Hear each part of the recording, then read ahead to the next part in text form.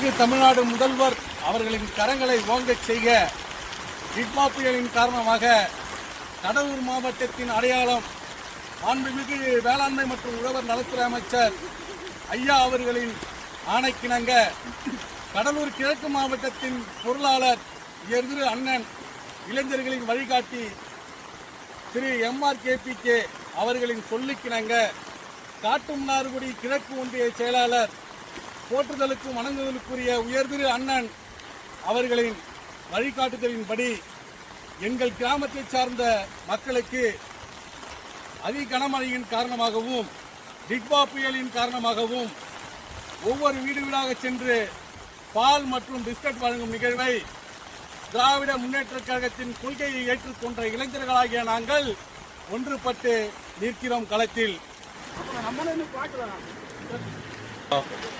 போதிய பொருளாதாரம் இல்லாத காரணத்தினால் திராவிட முன்னேற்றக் கழகம் என்பது எங்கள் உயிர், அது எங்கள் உணர்வு, அது எங்கள் மானம், மரியாதை. 2026 நாங்கள் மழையில் பறக்கும் ஈசை அல்ல, எப்பொழுதும் இந்த மானமுள்ள தமிழ் மக்களுக்காக களத்தில் நிற்கும் கொள்கைவாதிகள்.